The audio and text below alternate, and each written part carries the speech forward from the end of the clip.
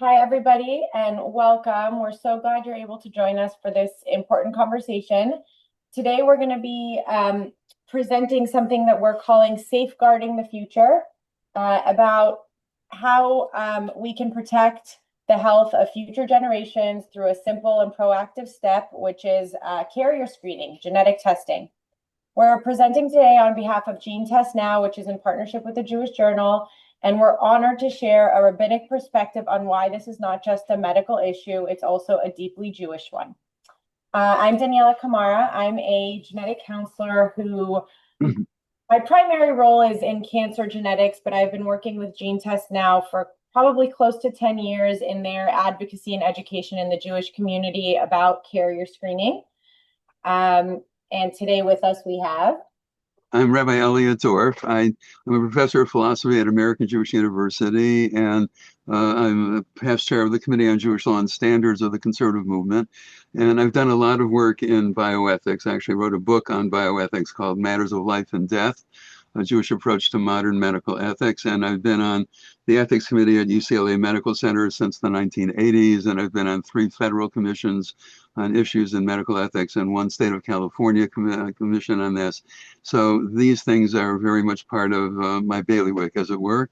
And I'm a rabbi, and so I'm really interested in the ways in which what we know now about medicine can help us do our Jewish things. Now, as rabbis and community leaders, we are often entrusted with guiding people through life's most sacred decisions, including marriage, family, and the future of the Jewish people. Our goals for today are threefold. First, we'll learn exactly what genetic career screening is and how it works. Second, we'll talk about why rabbis are uniquely positioned to communicate its importance. And third, we'll equip you with practical tools and language you can use in conversations and classes and counseling. By the end, we hope that you would feel confident bringing this up in a way that is positive, empowering, and rooted in our Jewish values. Okay, so let's start with sort of the basics. What is genetic carrier screening? So in this day and age, carrier screening can be done either through saliva or a blood test. Both are equally accurate. That's important. I think there's misconceptions about that from just historically. So simple blood or saliva. And what this carrier screening is doing is it's looking for changes, also called mutations, in our DNA that can cause genetic conditions. So we have 2 copies of every gene in our body, one from mom and one from dad. Being a carrier of a condition means that in a particular gene, there is a mutation in one of the copies that causes this copy not to work properly. So we still have this copy that's working perfectly fine. So this person's body does not have the disease. They can move about in a healthy way, no issues. But when a child inherits a mutation from one from each parent, and they have no working copies of the disease, that's when we can have a baby or a child born with some sort of genetic condition. So carrier screening is really trying to identify those that are healthy carriers and give them information to inform their family planning and their decision making going forward. This is especially relevant for the Jewish population, as well as other sort of historically insular communities that, nothing to do with religion or race or any of the sorts. It's more just their gene pool being isolated over time. There are certain diseases, many of which we're all going to be familiar with in the Jewish community, that just occur at a higher frequency. Things like Tay-Sachs, things like Gaucher's disease. And it's not just in the Ashkenazi Jewish community. This sort of phenomenon of higher incidence of certain genetic conditions occurs in each ethnic group. So Sephardic Jews, Iraqi Jews, Persian Jews, Ashkenazi Jews, each have their own sort of groups of diseases that unfortunately occur at a higher frequency. Okay, so go ahead. Go ahead. So who should be getting screened? Who are these people? Really anybody. But the best sort of, I think the most primed group for this is those individuals that are in the state of family planning. And ideally, it's actually before pregnancy. Unfortunately, in the medical space, this testing gets offered most often when a woman is newly pregnant. It's kind of part of the first trimester screenings that they do, but I would actually argue that's too late. Couples need to have this information before they get pregnant, so they have all the tools and all the information to make the most informed decision that they can. It's also important for both members of the couple to be tested for a variety of reasons. I think that having this information and knowing what they can pass down to their children, even if their children aren't at risk of having a genetic disease, is important. It can also inform their siblings and their own families of origin of what things might be carried in a family, which can then encourage others to get tested. I think historically people think, oh, okay, well, the couple is sort of mixed. It's not two Ashkenazi individuals getting together, two Sephardic individuals, or one Jewish and one non-Jewish. It is relevant no matter what the ancestry of either individual in the couple is. And one other thing that I would want to mention, the reason, as Daniella said before, the reason why it's especially important for Jews is because we were a very small, isolated community over generations with a lot of in marriage. But it's not the case that Jews are a diseased population or something like that. As it turns out, it's even with the most common of the genetic diseases among Jews, Tay-Sachs and familial dysautonomia, it's about 3% of the Jewish population that carry the genetic mutation. And even but if both members of the couple have it, then the disease is really rather devastating. It's very devastating. So that's true for both Tay-Sachs and familial dysautonomia, which are the most common of the Ashkenazi Jewish diseases. And by the way, the non-Jewish population also has these, even if they had a broader scope of people with whom to marry. So if we're talking about interfaith couples, then yes, both members of the couple should be tested as well. Yes, absolutely. So why don't we start? We've kind of addressed some of these, but why don't we address directly some misconceptions that come up often? So we've talked a lot about this. Rabbi Dorff just mentioned it. This is only for Ashkenazi Jews. So this is no longer the case. Well, it was never the case, really and truly, but I think we can really put that to bed. The panels that are offered when people do testing these days, they used to be, if you were Ashkenazi, they would just test you for the Ashkenazi conditions. If you were, a European non-Jewish ancestry, they would just test you for cystic fibrosis and whatnot. Now it's really a one size fits all, and it spans ethnic groups, spans even just the specific mutations that we know are more common in those communities. So it's upwards of 200 or even sometimes even 300 genes that are known to be to cause sort of any of these genetic conditions. So it is quite comprehensive. And as we've mentioned over and over, it really applies to anybody that's thinking of having children. And even if you were tested a while ago, if you were tested with some of the blood tests that were available 10, 15 years ago, it's really worthwhile getting tested with the new tests that cover many, many more diseases than were tested for even just 5, 10 years ago. And you should know that this is not at all against the Jewish tradition. I'll talk more about this in a few minutes, but quite the opposite. The Jewish tradition really wants us to take proactive steps to protect the life and health of all of us. And this is one important way to do that.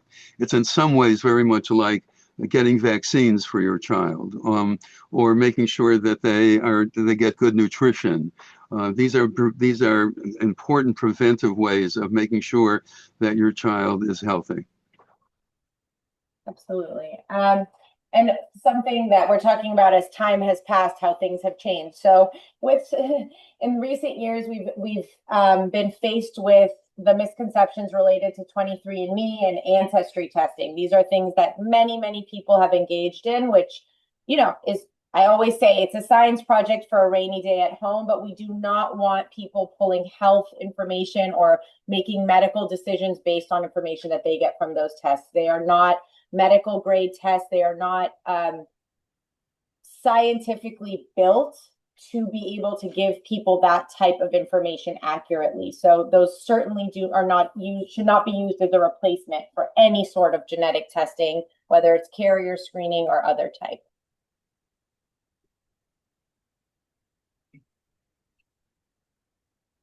Okay, so if somebody tests positive, so I always like to start out by saying that, we are all carriers for one or more genetic conditions. It's just part of our genetic makeup. And most of the time, as we see in the population, the odds are in our favor in that we don't end up coupling with individuals that are carriers for the same condition, because the majority of people are not carriers for those conditions. So statistically, majority of the time things play out fine. But the reason that carrier screening is so important is for that percentage of time where it doesn't. And especially when we see people of similar backgrounds, not meaning that they have any blood relation, but just their ancestry comes from the same place, those odds are higher that they will be carriers for the same things. The reason that this information can be so vital is because, as I mentioned, when two partners are carriers for the same condition, typically there's about a 25% chance that they're going to have a child that has that disease. 75% chance that they have a healthy child. And so there are options available to these couples if they are both carriers, and knowing ahead of time gives a lot of opportunity for them to have these conversations, make decisions, explore options to make sure that they are doing what's right for them and their future family. So oftentimes I think people fear these types of tests because they think that if they're both carriers, then it's sort of a way to say that they shouldn't have children, which is not at all the case. Especially in this day and age, there are plenty of options for couples that are carriers for the same condition. There are some people, so those that choose to get pregnant naturally, there's early tests that can be done in pregnancy to determine if the baby has inherited both mutations, so is going to be affected by the disease. And there's a real range of what these diseases are. We often think of the most extreme cases like Tay-Sachs and familial dysautonomia or Gaucher's disease, but there are ones that are a lot more mild, where there are interventions that can be done at birth that will make sure that the child develops and lives a healthy life. But knowing before birth is key, so that they can really have that intervention available to them at the time that the child is born, so that they can manage any sort of symptoms that might arise so it's being proactive instead of reactive.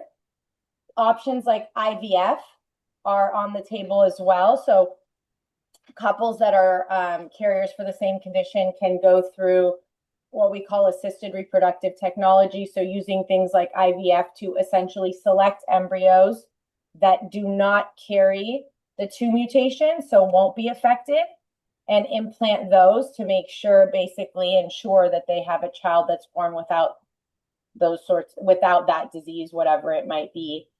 And then, those I would say are the main options for the two partners to have a biological child. There's things outside of that, of course, such as adoption or sperm donors or egg donors. And those, I think these are all personal decisions for couples, but at least I think the opportunity to have these discussions in a safe way before they're in crisis, God forbid, is really key for the success of the marriage, of the family, and what they might face, and to spare any suffering, of course.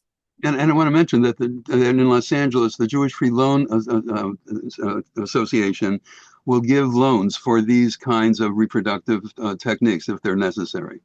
Mm-hmm. Mm-hmm. So these are listing just some of the more common Jewish conditions that we hear about. I mean, I wouldn't even call them Jewish conditions. I'm sorry. Common conditions in the Jewish population. As Rabbi Dorff mentioned, these exist outside of the Jewish community, just not as frequent. We don't see them as frequently. So Tay-Sachs we've mentioned, familial dysautonomia, Gaucher's disease. Again, these are more of the, I would say, severe conditions that exist, which is why they've been the most spoken about, because families have unfortunately been very impacted and sometimes even devastated by these diseases. But there are ones that are less severe. People can live, functional lives with them. It's really just about early intervention and early detection. So knowing, like I said, at the time a child is born, to make sure they're able to offer that baby what he needs and or she needs in order to succeed and get through that sort of newborn period in a healthy way. And there are dozens and dozens and hundreds of other recessive, what we're talking about here, conditions that can be that affect the Sephardic, Mizrahi Jewish population, Persian Jewish population, and just the population as a whole, regardless of if you're part of the Jewish community or not.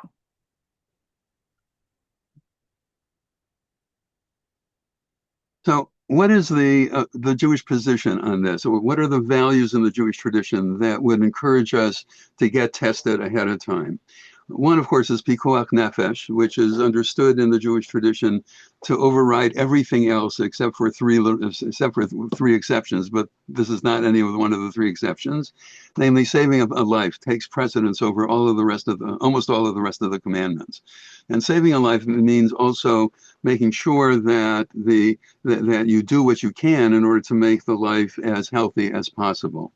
Lo tamod al dam re'echa in Leviticus 19, you may not stand idly by the blood of your brother, which in the text itself probably means in terms of witnesses in a trial, but the rabbis understand that to mean that you must rescue somebody who's at risk. If somebody is being attacked by highway robbers or by pirates on the sea, you have to help that person. So helping that person, the idea of intervening in order to rescue somebody, is a positive command in the Jewish tradition. By the way, not in the American legal tradition, and except in 10 states. And then even there, it's just in Vermont, for example, you get a $100 fine if you don't intervene to help somebody who's at risk. But in the Jewish tradition, this is part of the Torah's requirements of us from the very beginning. This is Deuteronomy chapter 4, verse 15. Take very good care of yourselves, which again, in context, has nothing to do with health. In context, it has to do with make sure that you abide by the commandments. But the rabbis understand this to be a requirement that we take care of our health, that we do what we need to do, both in all areas, in all stages of life, to preserve our health. That again, in the American tradition, that's not a requirement. If I want to do bad things to myself, as long as I'm not hurting somebody else, if I want, well, here's my Achilles heel. If I want to eat a half a gallon of ice cream every night of the week, and if I'm doing it already, it might as well be mint chocolate chip, then even though I'm going to gain 500 pounds in no time and it's going to be really bad for my health, there's nothing in American law that would prevent me from doing that. I might be stupid. It might be pragmatically bad, right? But there's nothing in the law that prohibits me from doing that. But as a Jew, I'm forbidden to do that because I'm required to take care of my body. There's prominent, as a result of these kinds of values that are deeply rooted in the Jewish tradition, there's prominent rabbinic support across all denominations for doing these kinds of gene tests. As a matter of fact, when they were first beginning, and back in the 1970s, it was within the Orthodox community that they began to try to take steps to help couples prevent getting Tay-Sachs. And literally across the denominational spectrum, and even people who are not connected with any of the religious traditions, very much support this kind of thing, and rabbis across the denominational spectrum do as well. Remember that screening here is preventative. It's not discriminatory. So I will tell you a story that will exemplify that. In my own family, my younger son is a physician, and when he and his wife were planning on having children. This was back in the early 2000s. They got tested for the Ashkenazic Jewish diseases at the time. At the time, it was a blood test. And there were only 6 diseases that they tested for, and they came out clean.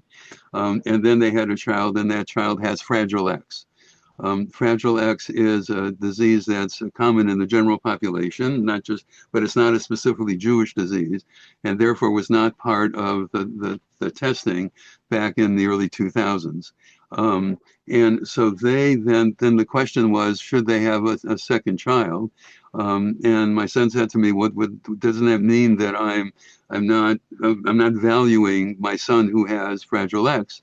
And I had to say it, and I said to him, there's a difference between before the fact and after the fact. After the fact, if somebody is born with one of these diseases or any other condition for that matter, you do whatever you need to do in order to enable that child to thrive, right? But before the fact, if you can prevent the disease, then you should. And now we have all of these, we have these tests they're not even blood tests anymore. You can, a swab in your cheek and you can do it. And they're testing for many more than 6 diseases. I think it's something like 200 diseases. And so you can, just with that, you can find out whether you're a carrier for any one of these diseases and whether your partner is as well. And then if both of you happen to be, then you can take steps in order to be able to have a healthy child along the lines that Daniella was just talking about. Let me tell you one other step, one other piece, another personal story. When my daughter and son-in-law were about to have a child, my son-in-law found out that he was a carrier of Tay-Sachs because his sister had been tested and she was a carrier. So then my daughter had to be tested, and she was tested once and it was inconclusive. Again, this was about 20 years ago, more than that actually, 25 years ago. So my daughter had to be tested, first time inconclusive, second time inconclusive. So that meant that my wife and I had to be tested. So my wife was 58 at the time and I was 59, and we went to Cedars-Sinai. And the nurse said to us, "You guys planning on having children?" And I said, "Been there, done that." But it turned out that both of us were not carriers of Tay-Sachs, so that meant that my daughter was not. And so my daughter and son-in-law have had 3 healthy children, but they may well be carriers. And so now my granddaughter actually just got engaged. And so when it's time for them to have children, they're going to need to be tested because they may well be carriers of the disease, even though thankfully they don't suffer with it. So this kind of testing is both for couples about to have children and sometimes for the parents of those people.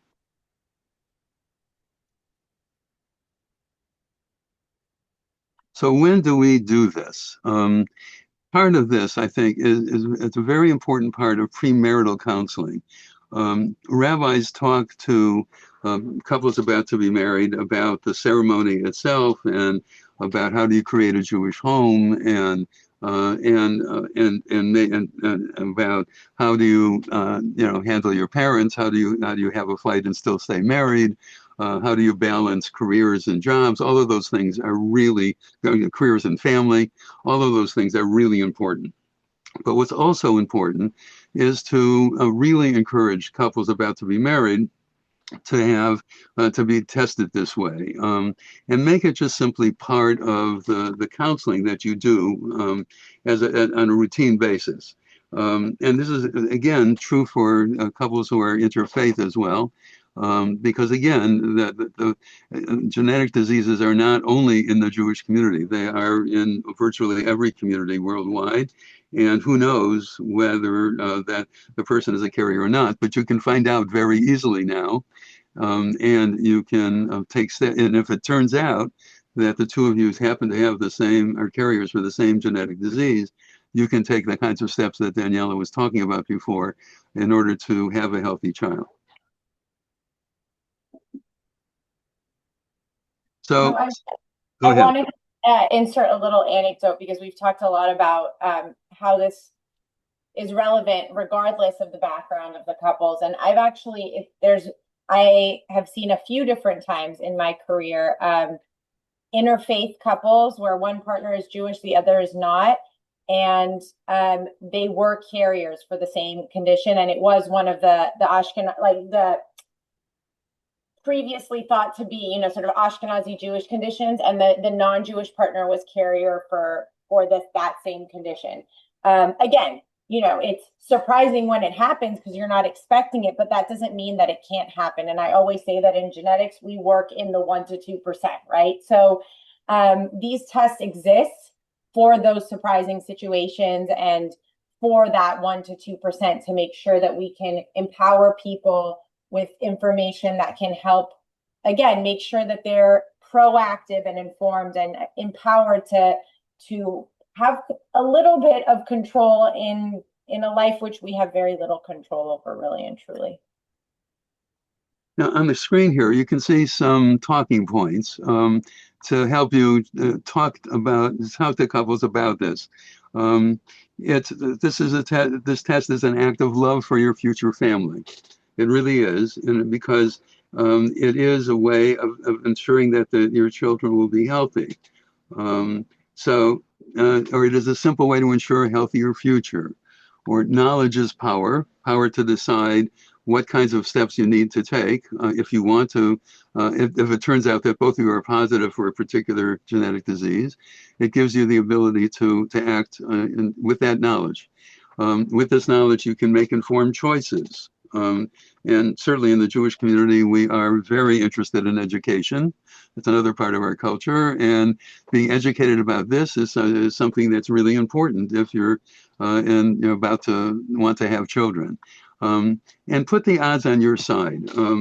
Because the odds of being able to have a healthy child now, given the fact that we can test for like 200 diseases, and you can know in a way that my son and daughter-in-law did not know back in 2000 about a disease that was not being tested for. Now you can know about virtually all of them. And you can know whether both of you happen to be carriers of the same disease, and if so, what you can do about it in order to have a healthy child.